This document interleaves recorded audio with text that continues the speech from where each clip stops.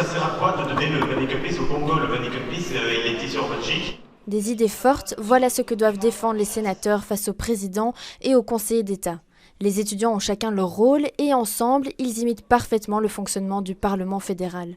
Dans cette simulation, Linda est membre du parti d'extrême droite, une position difficile à défendre pour cette jeune étudiante. On est mélangé entre flamand et wallon et dans cette expérience, on oublie un peu ces frontières. On ne peut pas être tout le temps de droite ou de gauche, ça dépend des sujets. Peut-être il y a des sujets où je vais me sentir plus de gauche, plus de droite, mais c'est vrai que l'extrême droite, c'est pas mon opinion de tous les jours, j'ai envie de dire. L'objectif de l'événement, prouver que la politique peut encore rassembler les jeunes et sans limite de frontières, qu'elles soient linguistiques ou physiques. C'est le cas de Noé, Suisse, qui participe pour la deuxième fois à cette simulation. On discute des projets de loi, on débat, on les amende, on discute aussi entre partis politiques pour essayer de forger des coalitions sur certains amendements ou sur le projet dans son ensemble. Sélectionnés sur base de lettres anonymisées, les candidats sont choisis selon des critères objectifs. Tout au long de la semaine, les étudiants vont débattre sur 4 projets de loi.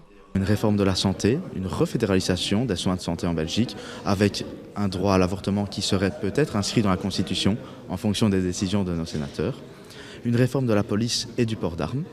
Nous avons également un ministre de la Justice qui veut recréer un nouveau cadre légal pour les travailleurs et travailleuses du sexe. Et aussi une ministre pour le passé colonial. Riyad Bari, Georges-Louis Boucher et Sami Madi sont eux aussi passés derrière les bancs du Parlement jeunesse. De quoi inspirer une future carrière politique chez certains participants.